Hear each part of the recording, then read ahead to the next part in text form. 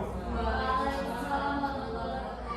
Salam dan bahagia Bapak Ibu Guru semua. Sebelumnya saya terima kasih atas kesempatan dan waktunya, atas kehadirannya untuk mengikuti aksi nyata yaitu di modul 1.4 yaitu di program Guru Menggerak, yaitu di sini ada budaya positif, yaitu menyebarkan sama modul budaya positif.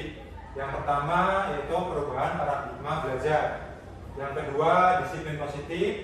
Dan yang ketiga kebutuhan dasar manusia. Dan yang keempat motivasi perilaku manusia. Yang kelima posisi kontrol restitusi. Yang keenam keyakinan berkelas. Dan yang ketujuh yaitu segitiga restitusi. Nah, nanti kita akan bahas satu persatu ya. Next. Yang pertama di sini ada pembelajaran dengan paradigma baru. Bisa terlihat ya Bapak Ibu ya? Bisa. Ya. Pembelajaran dengan paradigma baru dirancang berdasarkan prinsip pembelajaran yang diferensi, sehingga setiap siswa belajar sesuai dengan kebutuhan dari tahapan perkembangannya untuk mewujudkan profil pelajar Pancasila. Maksudnya di sini sesuai dengan kebutuhan setiap tahapnya. Jadinya kita memberikan ke murid itu sesuai dengan kodrat alam dan kodrat zaman. Jadinya mungkin zaman dahulu kita diajarkan tidak menggunakan teknologi, tapi sekarang kita dituntut mau tidak mau harus bisa menggunakan teknologi. Nah, di dalam profil pelajar Pancasila di situ terdapat 6 poin. Yang pertama di sini ada apa Ibu? Beriman, bertakwa kepada Tuhan Yang Maha Esa Ya. dan Maha Mulia. Yang pertama beriman dan bertakwa kepada Tuhan Yang Maha Esa. Dan yang kedua di sini ada apa Ibu? Berkebinekaan tunggal. Ya. Yang ketiga ada apa Kak Soba? Bergotong royong. Dan yang keempat di sini ada mandiri. Yang kelima kreatif dan bernalar kritis. Next. Nah, kita memasuki disiplin positif. Ada yang tahu disiplin positif itu apa? Ya. Disiplin positif yaitu dalam budaya kita mungkin makna disiplin itu sudah kita ketahui, yaitu taat dengan peraturan yang ada. Tetapi, nah, pada kesempatan ini sebagai pendidik tujuan kita adalah menciptakan anak-anak yang memiliki disiplin dari diri sehingga mereka bisa berperilaku dengan mengacu pada nilai-nilai kebajikan universal dan memiliki motivasi intrinsik dan ekstrinsik. Jadinya kita tidak serta-merta menuntut untuk siswa itu disiplin, tapi kita menanamkan dari diri siswanya tersebut. Barusan kita mengerucut ke peraturan sekolah, jadinya kita tidak semena-mena harus begini, harus begitu, tapi kita harus menyesuaikan dengan apa kondisi siswa tersebut. Next.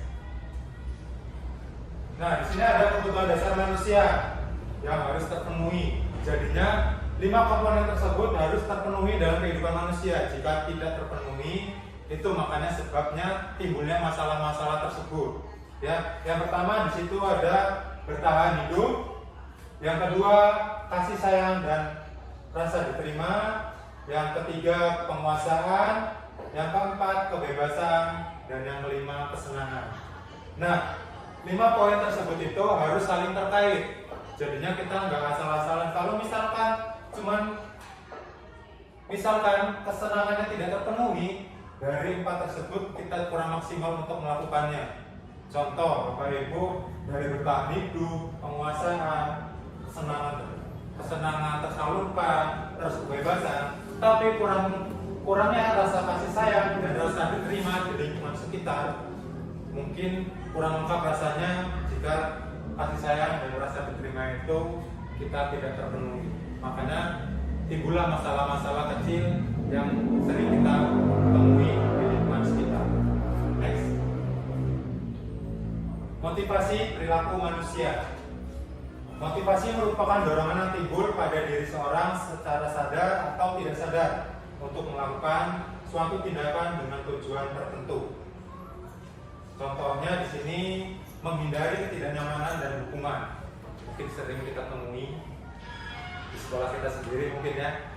Ada beberapa guru yang masih menerapkan seperti itu. Ya. Jika siswa tidak nurut atau tidak patuh dengan peraturan yang kita inginkan, pasti masih mendapat hukuman. Ya. Di sini yaitu murid melakukan disiplin diri karena takut dihukum. Ini merupakan motivasi apa, Bapak Ibu? Ekstrinsik, berarti itu dorongan dari luar. Jadinya dia takut dihukum gara-gara dorongan dari luar itu. Yang kedua itu mendapat imbalan atau penghargaan dari orang lain. Ya, cenderung murid itu melakukan disiplin diri karena ia ingin mendapatkan imbalan. Jadinya murid mau bergerak, mau melakukan aktivitas tersebut karena ada imbalan, ada sesuatu iming-iming dari seorang guru. Itu ternyata saya dulu juga masih melakukan seperti itu, tapi ternyata imbasnya kurang baik untuk perilaku siswa tersebut. Dan yang ketiga yaitu menghargai nilai-nilai kebajikan diri sendiri, yaitu murid melakukan disiplin diri karena sadar akan nilai kebajikan dirinya. Ini merupakan motivasi intrinsik. Jadinya kita mulai sekarang, ayo siswa itu disadarkan dengan apa yang harus dilakukan oleh siswa tersebut. Misalkan kita membuat seperti keyakinan kelas. Jadinya siswa waktu membuat keyakinan kelas itu atau kesepakatan kelas, yaitu siswa diajak bersama untuk membentuk itu. Jadinya siswa ketika melakukan kesalahan akan sadar apa perilaku yang mereka langgar dan tahu dan bisa menangani solusi-solusi apa yang bisa dilaksanakan atau diperbaiki untuk selanjutnya. Next. Nah, ini ada konsep disiplin dengan identitas gagal. Misalkan di sini hukuman, ya, ada menyakitkan, rasa tidak nyaman, murid takut, memaksa, murid menyembunyikan kesalahan, dan murid menjadi rendah diri. Benar tidak Bapak Ibu?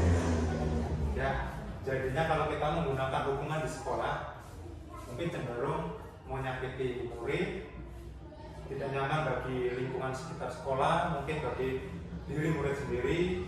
Murid jadi takut, mungkin melihat guru yang lewat yang biasanya menghukum sudah takut duluan kalau ketemu. Dan selanjutnya ini memaksa dan murid menyembunyikan kesalahan. Contoh misalkan murid itu salah, tetapi dia di depan guru penghukum itu tidak mau menyadari kesalahannya, cenderung dia malah berbohong.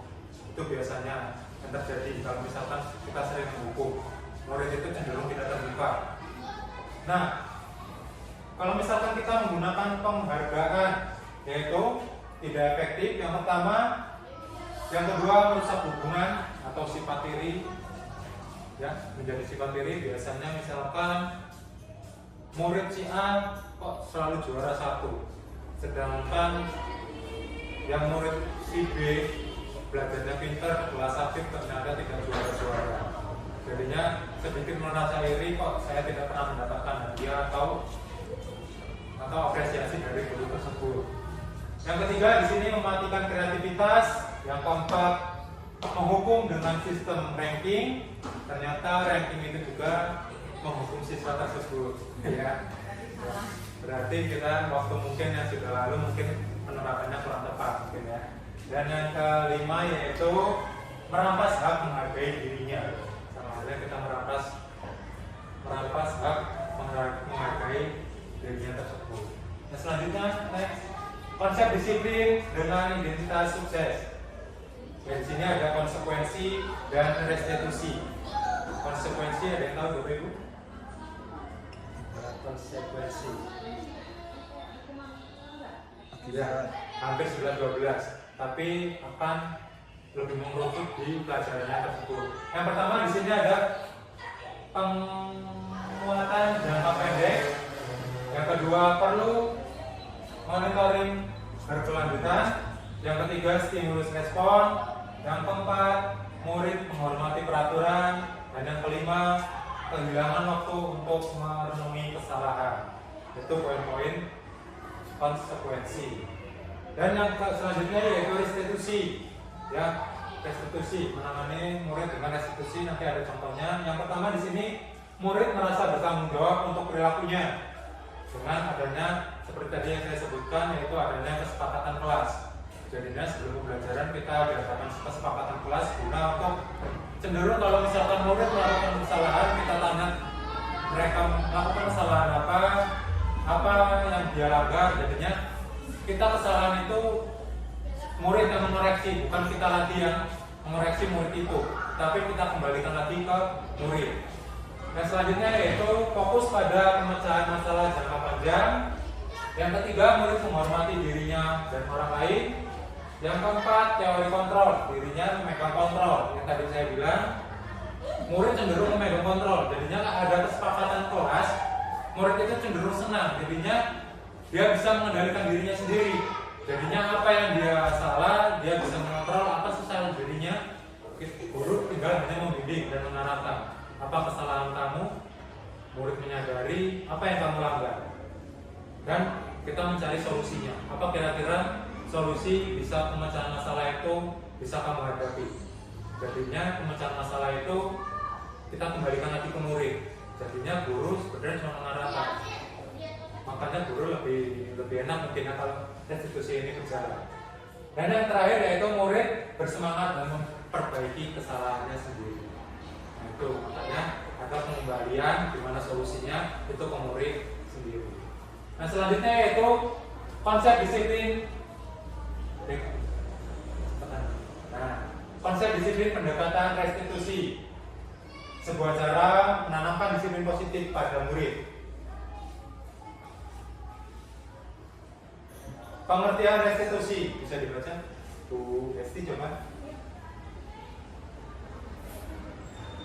Restitusi adalah proses menciptakan kondisi bagi murid untuk memperbaiki kesalahan mereka sehingga mereka bisa kembali pada kelompok mereka dengan karakter yang lebih kuat. Ya, seperti tadi yang saya bilang, jadinya kita kalau sebisa mungkin membuat kesepakatan kelas itu lebih istilahnya kita lebih mempermudah diri kita sendiri. Jika menemukan kesalahan juga kita lebih enak menanganinya. Ya. Ciri-ciri restitusi yaitu bukan menebus kesalahan namun belajar dari kesalahan. Yang kedua, memperbaiki hubungan. Yang ketiga, tawaran bukan paksaan. Yang keempat, menuntut untuk melihat ke dalam diri. Yang kelima, mencari kebutuhan dasar yang mendasari tindakan. Yang keempat, fokus pada karakter tugas tindakan. Dan yang terakhir yaitu menguatkan dan fokus pada solusi. Nah, itu. Nah, selanjutnya next. Perbedaannya. Contoh kasus siswa yang sering tidak mengerjakan PR. Misalkan hukuman. Guru menghukum siswa tersebut hormat bendera selama 10 menit. Kalau kita menggunakan secara hukuman. Ya. Yang kedua, guru marah dan murid menjadi takut. Itu kalau kita melaksanakan tindakan hukuman kepada murid, apa sebab dan akibatnya. Yang kedua di sini konsekuensi. Konsekuensi yaitu guru memberikan konsekuensi untuk mengerjakan PR-nya saat istirahat atau dikerjakan sebanyak 3 kali lipat. Yang kedua, guru tegas, siswa menghormati peraturan. Jadinya kita ditakuti murid itu karena tegas, ya, bukan karena istilahnya kita berpihak kepada murid itu tersebut atau peduli, tapi karena kita tegas, sering marah-marah mungkin yang dikenal ya. Terus yang kalau misalkan kita menggunakan restitusi, guru menanyakan keyakinan kelas dan membantu siswa untuk menyelesaikan masalah. Dan yang kedua, guru terbuka dan siswa menghormati dirinya dan orang lain. Kira-kira dari 3 ini lebih mudah mana, Bapak Ibu, untuk penerapannya dan dampak ke depannya? Gimana Ibu? Ibu Un katanya restitusi. Ibu yang lain, Bapak Ibu? Restitusi. Pak Soba? Yang mana? Kira-kira? Restitusi. Oh, restitusi. Ya, next. Nah, ini pendekatan kontrol, posisi kontrol. Mungkin Bapak Ibu sudah tahu sebelumnya. Mungkin di sini saya akan mengulas. Yang pertama yaitu ada sistem penghukum. Yang kedua yaitu membuat orang merasa bersalah. Ya. Yang ketiga, posisi kontrol menjadi teman. Yang keempat, pemantau, dan yang kelima, manajer. Yang pertama di sini ada penghukum. Seorang penghukum biasanya menggunakan hukuman fisik maupun verbal. Pernah melihat Bapak Ibu? Kita sharing yang biasa kita lakukan. Menghukum fisik, iya. Mungkin rata-rata pernah, saya juga sebelum melakukan ini saya juga pernah. Karena mungkin susah mengontrolnya ya Bapak Ibu ya. Dan yang kedua yaitu membuat orang merasa bersalah. Biasanya guru akan bersuara lebih lembut. Gimana? Kok baik banget sih nak? Padahal terlambat nak. Jadinya seolah-olah murid itu saya bersalah. Ya, rasa murid itu jadi bersalah. Yang ketiga yaitu teman. Guru pada posisi ini tidak akan menyakiti murid, namun akan tetap berupaya mengontrol murid melalui persuasi. Atau persuasi yaitu sama aja kita seperti kerabat, ya, ngobrol seenjoy mungkin, merangkul mungkin, ngobrol ya sesuai dengan bahasa-bahasa kekinian sekarang mungkin. Kamu kenapa? Lu kenapa? Dengan pendekatan itu mungkin murid lebih akrab dengan kita, jadinya kita mengetahui gimana permasalahannya. Mungkin itu, mungkin dengan cara dirangkul, gimana cara ngobrolnya, apa entah ngobrolnya sambil jalan. Nah, makanya kita mungkin seperti itu penerapan model posisi kontrol teman itu melihat dari posisi siapa yang kita tangani. Mungkin kalau misalkan kita menangani siswa yang bandel menggunakan posisi teman, mungkin kurang tepatnya siswa itu nambah melunjak mungkin yang biasa terjadi. Yang keempat yaitu di sini ada monitoring atau memantau. Memonitor berarti mengawasi. Jadinya kita posisi kontrolnya yang mengawasi. Apa sih? Kenapa sih? Mungkin itu cara penanganannya mungkin kurang efektif kalau menurut saya. Tampaknya ada sistem yang lain saling berkaitan. Dan yang kelima yaitu di sini ada sistem manajer. Respon yang menunjukkan tanggung jawab guru dalam posisi terakhir. Manajer adalah posisi monitor di mana guru berbuat sesuatu bersama dengan murid, mempersilahkan murid untuk mempertanggungjawabkan perilakunya, mendukung murid agar dapat menentukan solusi dan permasalahannya sendiri. Kira-kira Bapak Ibu, di sini ada 5 posisi kontrol. Kira-kira yang paling efektif untuk diterapkan, kira-kira posisi kontrol yang mana? Dari poin 1 sampai 5. Posisi, kalau kita posisi berpihak pada murid, posisi manajer mungkin lebih efektif untuk cara menanganinya. Ya, di situ mencakup semuanya. Dari gimana kita dari seorang guru, ya, gimana cara menangani murid, dan permasalahan itu kembalikan lagi ke muridnya. Jadinya saling keterkaitan. Next. Contoh penerapan 5 posisi kontrol. Yang pertama yaitu penghukum, yaitu patuh aturan sekolah lalu berdiri depan barisan. Yang kedua, pembuat rasa bersalah. Contohnya, berapa kali Pak Guru harus, mungkin ini kasusnya nih ya, contoh kasus siswa yang tidak memakai atribut lengkap saat upacara. Mungkin masih sering kita temui di sekolah-sekolah ya. Yang pertama di sini sistem hukum, patuhi aturan sekolah, lalu berdiri di depan. Jadinya yang misalkan atribut kurang lengkap disuruh maju ke depan, ya. Suruh kalau enggak barisan tersendiri saat upacara. Yang kedua di sini pembuat rasa bersalah. Berapa kali Pak Guru harus memberi tahu kamu, Pak Guru kecewa sama kamu. Ya, ternyata itu juga salah untuk diterapkan. Makanya jadinya murid itu seolah-olah jadi merasa bersalah. Kenapa sih kok aku bisa begini? Jadinya tekanan sampai mungkin untuk sulit dilupakan mungkin ya.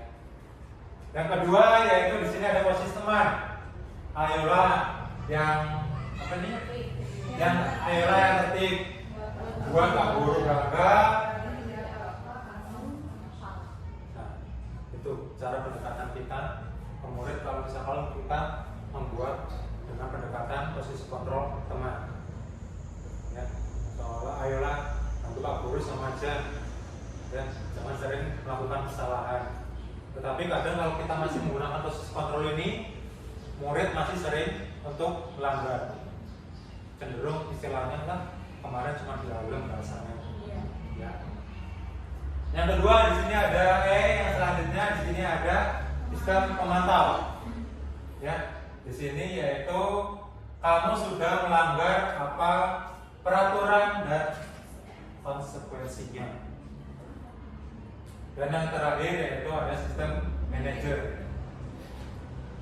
Apa yang kamu tahu kesalahannya? Nah, kira-kira kamu akan bagaimana memperbaiki kesalahan ini. Jadinya suatu permasalahan itu kembali lagi dikembalikan ke murid. Jadinya bukan kita yang menangani, kamu harus gini, kamu harus itu. Tidak, tetapi kita untuk meringankan beban kita sendiri sebagai pendidik sebenarnya.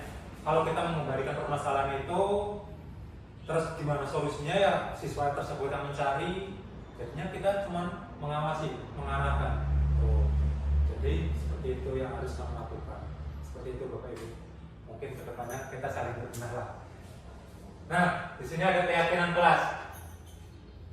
Mengapa keyakinan kelas? Mengapa tidak peraturan kelas saja? Yang pertama di sini, mengapa kita memiliki peraturan tentang penggunaan helm pada saat mengendarai kendaraan roda 2 atau motor? Dan yang kedua, mengapa kita memiliki peraturan tentang penggunaan masker dan mencuci tangan setiap saat? Waktu COVID kan sering jargon-jargonan ya. Ada pertanyaan kedua, kenapa harus ada itu? Ada dua pertanyaan nih. Next. Nah, sebelum masuk ke situ, yang kita bahas yaitu kegiatan membuat keyakinan kelas. Yang pertama yaitu berdiskusi dulu sama siswa-siswi yang ada di dalam kelas. Bagaimana keyakinan kelas itu yang akan kita sepakati. Dan yang kedua, merumuskan peraturan menjadi keyakinan. Dan yang ketiga, di sini menempelkan keyakinan di kelas. Nah, yang kedua di situ merumuskan peraturan menjadi keyakinan. Jadinya apa yang kita sepakati di kelas itu dikerucutkan lagi supaya murid-murid itu lebih mengingatnya terkait menjadi keyakinan kelasnya. Contoh misalkan seperti saya waktu keyakinan kelas waktu olahraga, yaitu di situ ada menjaga kebersihan dan kerapian. Jadinya di situ siswa saya arahkan untuk berpakaian rapi saat berolahraga dan bersih saat berpakaian. Jadinya bersih tidak hanya pakaian tetapi dari segi rambut, kuku, dan rajin menggosok gigi tentunya. Mungkin siswa kurang diperhatikan di rumah, mungkin ada yang satu hari kadang cuma satu kali sikatannya. Itu sebagai kepedulian seorang guru. Ya, next. Bagaimana pembentukan keyakinan kelas? Yang pertama di sini ada lebih abstrak dari peraturan. Yang kedua ada berupa pernyataan universal, dibuat dalam bentuk positif, sedikit saja agar mudah dimengerti, sesuai dengan kondisi kelas dan sekolah agar mudah diterapkan. Dan yang terakhir yaitu semua warga sekolah atau sekolah dilibatkan untuk membuatnya. Jadinya kita nggak serta-merta membentuk ini atas kemauan diri sendiri, tapi kita harus melibatkan semuanya kalau sudah membentuk keyakinan atau kesepakatan. Ya, next. Nah, di sini Bapak Ibu, dan tadi sudah kita bahas cara menangani murid ya dengan menggunakan di sini segitiga restitusi. Bagaimana cara menangani murid itu jika ada permasalahan. Yang pertama di sini ada menstabilkan identitas. Kita tanya, kita semua akan melakukan hal terbaik yang bisa kita lakukan. Terlebih dahulu kita misalkan ada permasalahan si A, kita panggil si A. Kenapa si A bisa melakukan kesalahannya? ya apa permasalahannya. Dan yang kedua di sini validasi tindakan. Validasi tindakan ini kita menanyakan kesalahan kamu yang kamu lakukan itu apa? Penyebabnya kenapa? Sudah ditanya seperti itu, apa yang kira-kira kamu sebabkan itu? Merugikan tidak? Dan yang selanjutnya di sini ada menanyakan keyakinan. Jika kamu melakukan kesalahan apa dan melanggar peraturan apa, dan cara mencari solusinya. Berikut ada cuplikan videonya. Kita menangani permasalahan dengan menggunakan segitiga restitusi.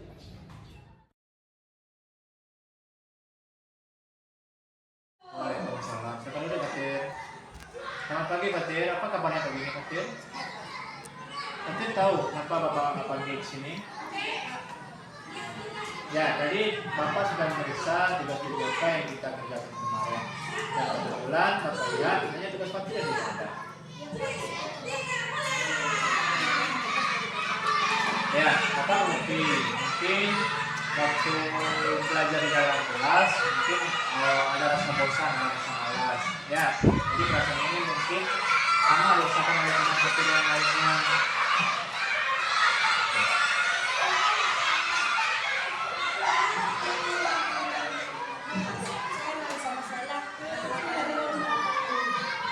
Nah, jadi Fatir mungkin memiliki alasan mengapa Fatir tidak mengerjakan tugas. Karena Fatir sering tidak pulang, sehingga untuk belajar di kelas Fatir sering mengantuk. Nah, Fatir dari permasalahan tersebut mungkin Fatir punya solusi supaya Fatir tidak mengantuk lagi belajar di dalam kelas. Dapat Fatir tidak akan tidur larut malam dan harus memiliki motivasi yang kuat dalam belajar dan mengerjakan tugas yang diperlukan. Ya, terus Fatir. Ya, jadi Fatir masih ingat kesempatan kelas yang kita buat waktu awal pembelajaran kemarin? Masih Pak. Masih. Jadi kemarin kita sudah membuat kesepakatan kelas. Jadi kesepakatan kelas mana yang harus kita sepakati Fatir? Ketika kita dalam kesulitan, kita boleh menanyakan kepada Tuhan. Ya, bagus Fatir. Ya, jadi kalau Fatir mengalami kesulitan, Fatir bisa menanyakan kepada Bapak ataupun pada teman yang mengerti. Ya, jadi dari permasalahan Fatir tersebut, solusi apa yang bisa Fatir lakukan supaya Fatir bisa mengerjakan tugas tersebut? Kalau Bapak memberikan saya kesempatan untuk dalam belajar, saya akan menanyakan kepada Tuhan. Ya, bagus Fatir. Ya, mungkin untuk hari ini Fatir boleh istirahat keluar ya. Terima kasih atas kesempatannya Pak. Assalamualaikum Pak. Waalaikumsalam. Assalamualaikum warahmatullahi wabarakatuh. Perkenalkan, nama saya Abdul Fatir, siswa kelas 6 dari SDN 03 Morapanas. Saya sangat senang sekali berdiskusi dengan Pak Guru untuk mengatur waktu, dan saya harus banyak belajar tentang bagaimana mengatur waktu supaya tidak ada lagi tugas yang tidak terselesaikan. Terima kasih. Assalamualaikum warahmatullahi wabarakatuh.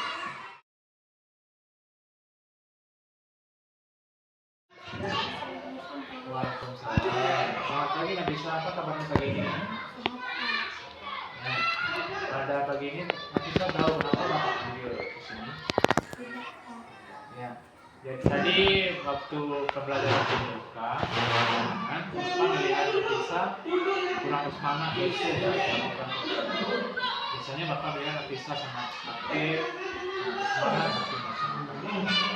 Nabila tahu apa maksudnya Nabila? Saya sudah kesal. Wah, kesal sama apa? Kesal sama ibu saya, Pak. Saya minta dibelikan HP, tetapi ibu tidak mau. Alasannya ibu tidak punya uang, jadi saya mau sekolah dan belajar. Ya, walaupun bisa malas datang ke sekolah, tapi bisa masih berangkat ke sekolah.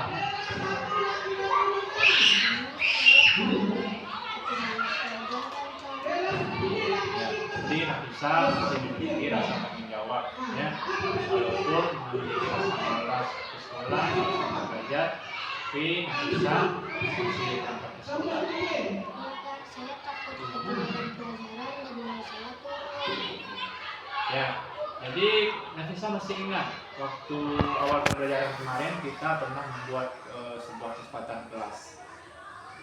Masih Ya, jadi dari kesempatan kelas tersebut apa yang sudah kita sepakati? kesepakatan aktif dalam belajar, Pak. Di dalam belajar. Ya, jadi kalau Nafisa malas belajar, mungkin Nafisa akan dengan pelajarannya. Nah, jadi dari permasalahan Nafisa tersebut, apa solusi yang bisa Nafisa lakukan? Saat pulang sekolah nanti, saya akan meminta maaf kepada ibu saya dan menabung terus bersabar untuk membeli HP sendiri. Nah, begitu dong Nafisa harus memiliki penggantian yang bisa memiliki motivasi yang baik untuk belajar ke depannya ya. Ya, terima kasih Nafisa. Sekarang Nafisa boleh istirahat, boleh keluar ya. Assalamualaikum warahmatullahi wabarakatuh. Perkenalkan, nama saya Nafisa Nur Azizi dari SDN 03 Marapanas. Saat ini saya duduk di kelas 5. Menurut saya, pemecahan masalah ini sangat efektif karena menyelesaikan masalah dengan tenang tanpa emosi, sehingga siswa dapat menyadari kesalahannya tanpa rasa disalahkan, serta dapat penguatan agar lebih baik ke depannya. Terima kasih. Assalamualaikum warahmatullahi wabarakatuh. Nah, itu tadi Bapak Ibu pemaparan tentang budaya positif. Mudah-mudahan apa yang saya sampaikan bisa bermanfaat dan merubah kita ke depannya lebih baik lagi. Saya minta maaf apabila ada salah kata, dan dalam penyampaian saya mohon maaf. Saya akhiri. Wabillahi taufiq wal hidayah. Wassalamualaikum warahmatullahi wabarakatuh. Waalaikumsalam